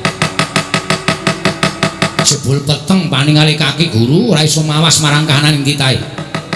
Kanthi kaya mengkono iso tak sebutake yen Kaki Guru lirwa nggone ngawasi karo para titahe kang urip ning Janaloka. Mula bab iki aku ora nrimakake. Antasena aja kaya ngono, sabar nggih, sabar.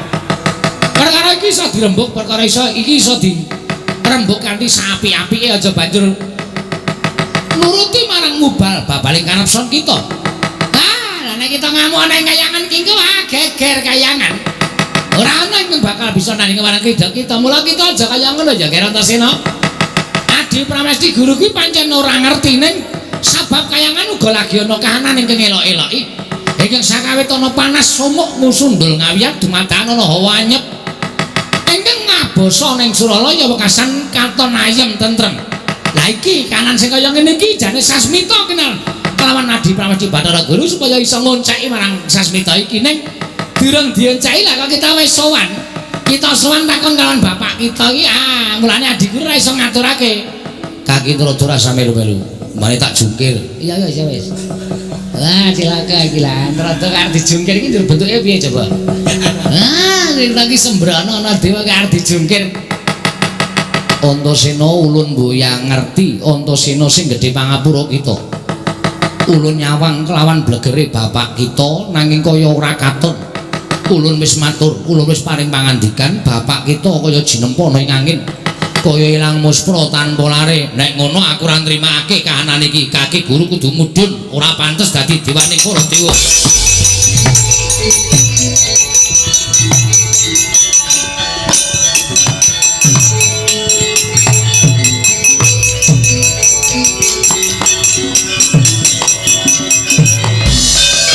Kaki Bathara Indra, ya. Apa iki dadi ucap kita sayekti wis ngremehake marang derajating dewa. Sayekti ngias marang derajating para dewa ngilani marang para Jawata. Jejere kita titah. Lah kok wani dilangap-langap nang ngarsaning Kanjeng Rama Pukulun Bathara Guru. Atmajaning Bathara Guru ingkang ora nrimakake.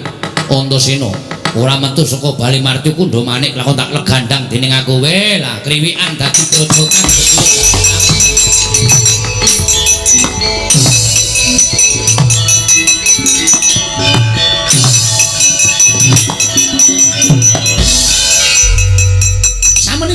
sampun saged ndungkap di saged ndungkap kados pundi hawa benter ingkang tumunten dados hawa asrep ing tumantuk wonten ing kahyangan menika tertentu wonten magepokan kan kawontenanipun Werkudara dadi Antasena menika wau sowan matur bilih tiyang sepuhipun boten wonten kasatriyan Jodipati krana mindran saking kasatriyan Jodipati dalahe ora jeneng mokal Werkudara menika nadyan titah nanging wis buntas kawruhe ketoke agal nanging lembut ngungkuti jarating asem titah ingkang saged pinanggih kalian ingkang nyipta dhateng badanipun utawi gesangipun Bratasena inggih namunipun Werkudara kabukten piyambakipun saged pinanggih kalian Sang Ruci Bathara menika menawi boten titah ingkang pinunjul boten badhe saged kasembadan mila Bratasena kula kinten mbok menawi sak mangke laku tapa nanging sak mangke ilang waspra tanpa tilar papan utawi boten wonten tipakipun anggenipun lampah tapa duka wonten pundi sakmenika Bratasena nanging pakartinipun Antasena majanipun Werkudara menika ingkang sajakipun sampun kewanen Kakang Trada sakmangke kajengipun Antasena dipun bondo dening para Jawata mbok menawi menika saged kinarya pancatan kula lan panjenengan mangertos dhateng menapa inggih dados gawenipun Werkudara nggih kene ngatos-atos lho bocah menika ndhugal kewarisan isa uga Antasena mboten dicekel ning sampeyan sing bingung mengke. Merga saka pokalisi Antasena Kakang Rada kula menika nalindraning para Jawata sampun ngias dhateng kula monggo dipun titip priksa. Mangga dikula dherekaken.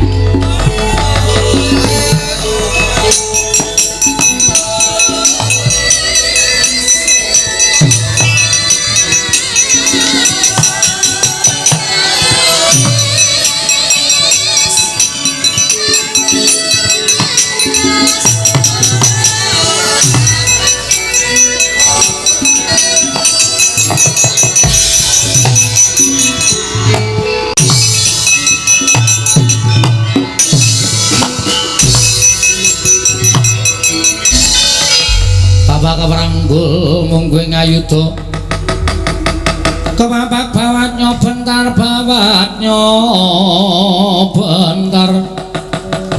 kepapagnya mung kowe ngaloka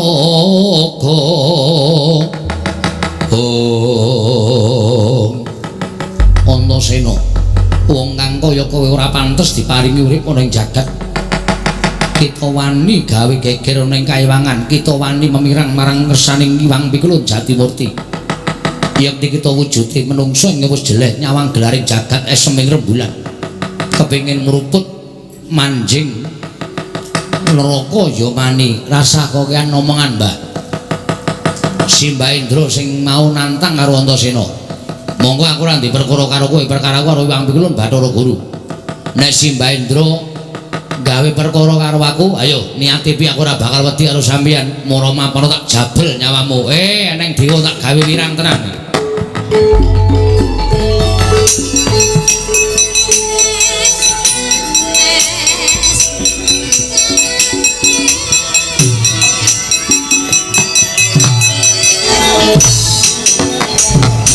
ayo antemo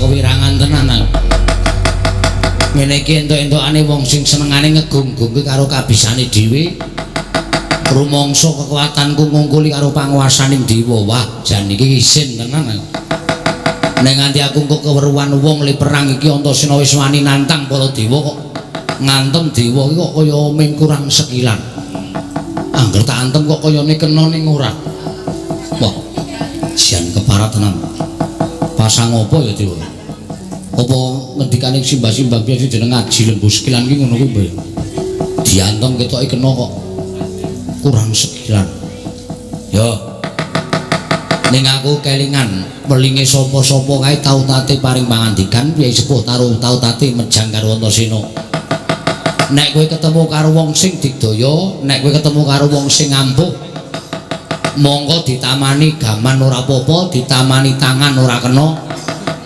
kon nyembah ping 3 nek wis tak tembak kaping 3 tak jajali mbok menawa iso dadi srana nggonku iso ngajar karo kaki Ndra yo arep Antasena kuwi ora tau nyembah ora iso ndodok karo sapa-sapa ning tak cobane ming ping 3 ku nyembah ning iso ngajar karo Bathara Indra. Ditenono Mbah kowe aja girang-girang gemu aja glelek.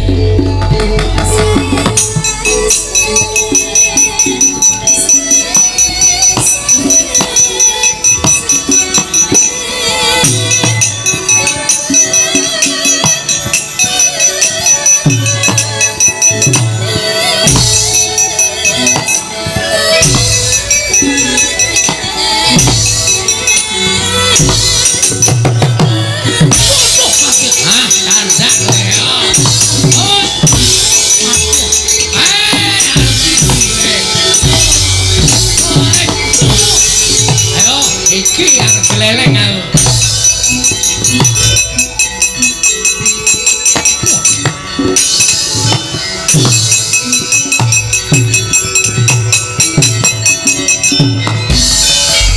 Anu semaring jajalan titah pujang karo sing jeneng Antasena. Lha kok dadi ngamuk punggung ning kayangan. Lumrahe titah ora bakal iso ngrayang saliraning para Jawata. Lah kok Bathara Brama diajar entek-entekan karo Antasena. Wangun iku wis jeleh nyawang glaring jagat seming rembulan kepengin tinjung akhirat nyawamu. Kowe tak obong mungsuh dewaning geni kowe Antasena.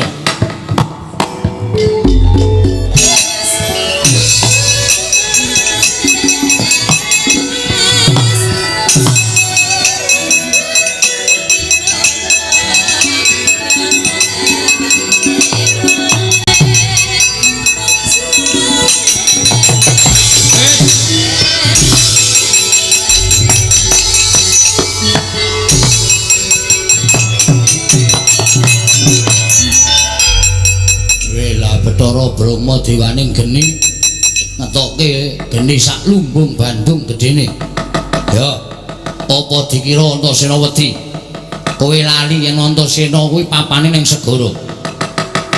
Tak nyuwun marang panguwasaning Kanjeng Hyang Baruna. Muga-muga mandi sing dadi penjalukku geni ora bakal tumomo ning awake Antasena tak balekke ngobongo karo sing duwe dhewe.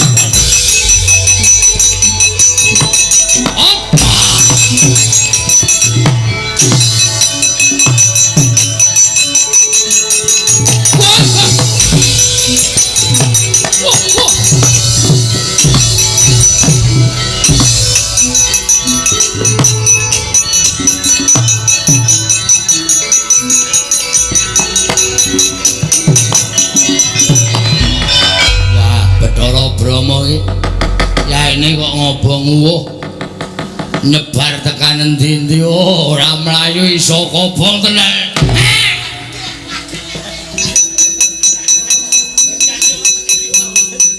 Nun sewu dengkul matos kowe.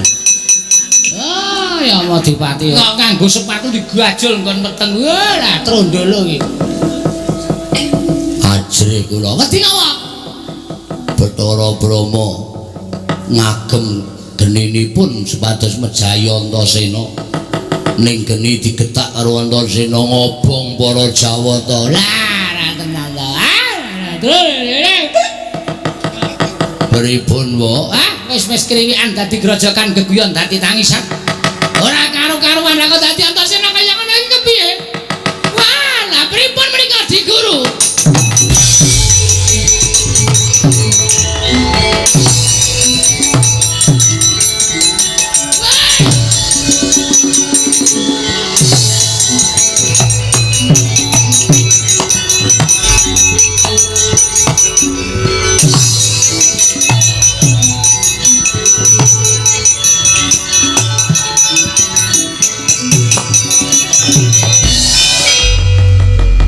Mbah, Kaki Guru iso ngandhake apa ora? Nek ora iso ngandhake aku ora trima lho, tenan iki aku ora gawe-gawe. Aku ora ketemu karo bapakku, aku bali ning Kasadian Jodipati ditangu karo ibu-ibuku nek aku ora iso menehi wangsulan ibu-ibuku dole nangis do gulung komeng. Aku ora nrimake lho Kaki Guru. Antasena piye? Nganti tekan seprene ulun durung bisa nggagapi menyang endi dununge wong tuamu ya kuwi Si Werkudara. Mula sing gedhe pangapura kita ya nggih ulun ora bisa ngandhakake menyang endi dununging Si Werkudara. Sing sabar Antasena mengko ulun bakal mbudidaya. Saiki aku njaluk kae guru paring dawuh. Bapakku nendi? Nek bapakku ora ditemokake, wis to, aku mati ning kayangan wae tak lakoni. Nanging tak jaluk sabar ora iso, kudu dina iki. Antasena aja kaya bocah cilik kaki ora iso ngandhake wis. Ora pantes sampeyan lenggah ning dampar Kaiwangan Silaka Ndawaru Binangun. Kudu mudhun, ora gelem mudhun aku sing arep ngudhunke. Aduh, ketiwasan Kakang Raja.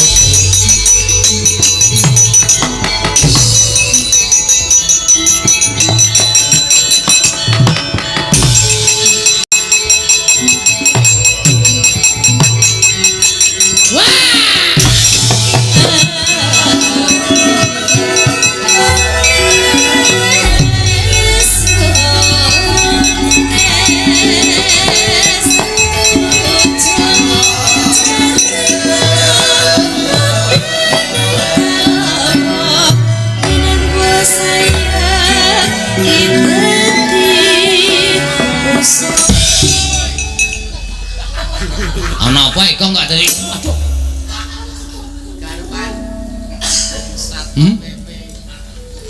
Kowe iki nek Gojek mbok mulat swasana. Ndara Janaka wis lenggahke mau ngenteni lekmu tetembangan kok malah kaya sing ditanggapke. Ngelanggam. Iki ngerti aturan ora? Nggih, Pak. Nggih, Pak. Ki sing mburi matane mendono ngarepani kowe. Jan matane gedhe mir.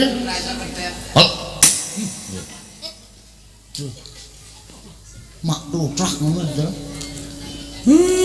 Kandan-kandanane ngeyel. Kakang Semar. Kula. Mrene yo Kakang. Aja ketunggul nggone kegojekan. Krungu ora kalau ditimbali ndaramu. Nolo gareng. Non. Mrene yo aja ketunggul kegojekan. Krungu ora timbali ndara Janaka aja gojek wae. Petro, nun. Mrene yo aja ketunggul gojek. Krungu ora Gong timbali ndara Janaka. Kowe omong wae, tetembangan wae. Semar. Nun. Mrene ya Semar. Nggih, sendika. Pancen bocah-bocahane kandhane ngeyel. Nolo gareng. Nun. Mrene ya krungu ora kowe doan kandhane ngeyel Petro. Nun. Rene ya lho, kowe iki ngeyel kok kandhan-kandhanane ora. Ki aku nek ora ning ngarep ra ketok iki ketoke. Semar, Nun. Mrene ya Semar. Wah, pancen kandhan-kandhan. Nolo gareng. Nun. Rene ya. Weh, aku bar terus. Sorry arang ngono ya, saking mempenge kok ya. Petro, Nun. Rene ya nggih, Gong krungu ora kowe. Ayo. Kandhanane ngeyel. Ngopo kok mencolot-mencolot? Aku kok kaya wong ora ketok ya. Kang nggih aku ki Bageng. Nun. Mrene ya. Rasain kok. Pus.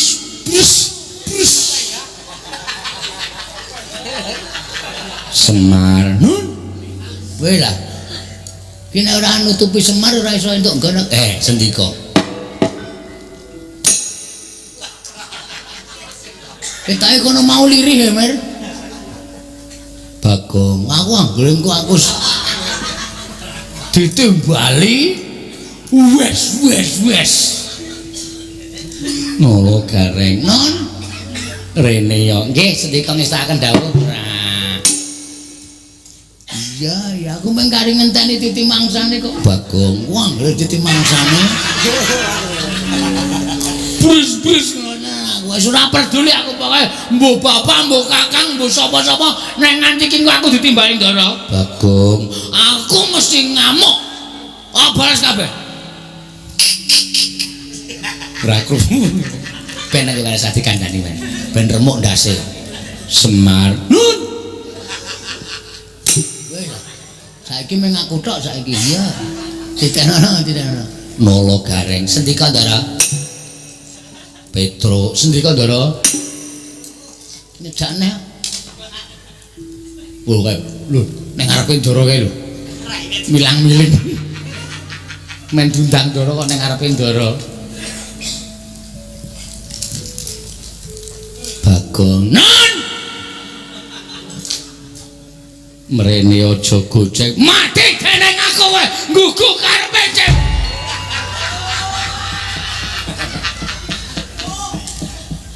Wedhus. Arep dibales minggat.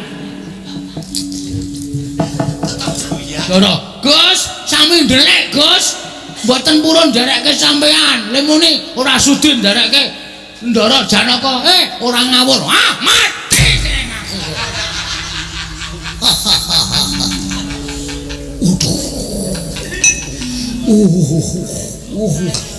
Modar wae. Ora banget kok karo bapakne kok nggajul nggon weteng. Ya. Aku ya ora krasa nek arep dibales. Terus aja ngetan lho, Terus. Oke, tak anteni tekanku. Yakin mbok tekan sesuk-esuk Petro urung tau. Ku anteni ae. Wis, Bu. Bu kapan? Dek wingi, Broto Ida wingi. Aku matur Ndara werku Ndara kae kowe menek gedhe. Ini bareng gas kok. Kan wis tanggapan wingi. Ane ngisi loro ya seprene. Ora kowe ora. Gak aku Tru. Nek Tru moh. Wis Bu wis Bu. Salim dasmu. Wis aku ora kenal karo kowe aku. Ayo. Semar. Wis aku anteng-anteng kowe. Semar kok njular plek-plek ora. Nolo Gareng. Setan iki. Bapakne ora entuk nganteng kok tendang bokonge ora. Mar. Oh. Wis opak kowe ngopo to? Ya, kuwi anak sing ngabekti kok. Yo. Wah.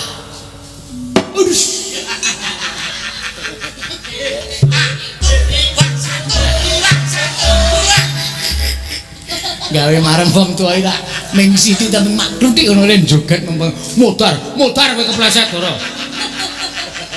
Kampungmu kapan? Gini ya ora. Jane.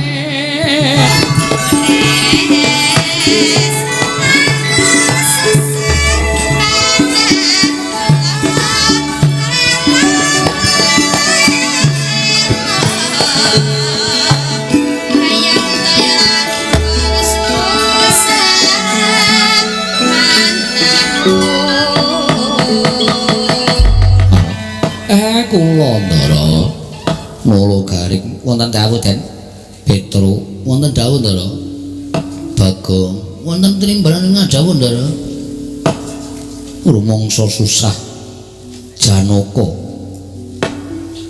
krana ngelingi lamun tindak ing Kakang Mas Werkudara nganti temeka waknyane mangsa kala dina iki durung antuk pepadang Kakang Semar menyang endi tindak ing Kakang Mas Werkudara Arjuna percaya nadyan Kakang Semar kuwi derajate ngaceplik mung batur wujuding Panakawan nanging aku pitaya lamun Kakang Nayantaka lan panggraitane mula paringa dawuh kelawan Arjuna Kakang Mas Bratasena Werkudara mau tindake menyang endi yen pancen isih sugeng Kakang Badrana ndak aturi paring dawuh nanging yen wis ora ana Kakang Semar raganing Kakang Mas Bratasena menyang endi sampeyan niku le menggale kedawan le menggale kejeron sampeyan paring dawuh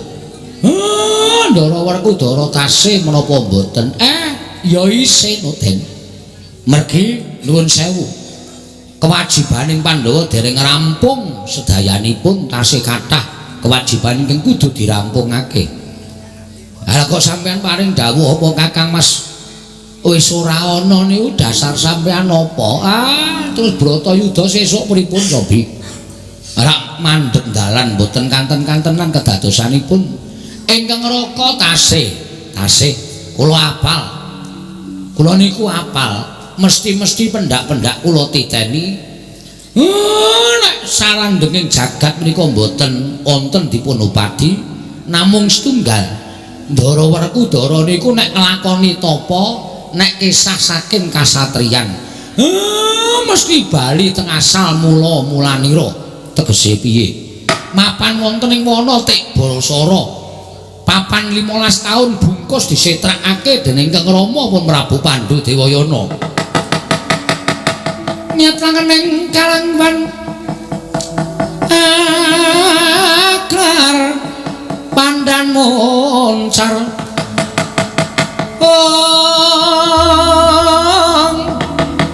tinon lir kakonang suremsara tetahan padhang kasoran bacaring purnameng kekono dasare mangsa katiga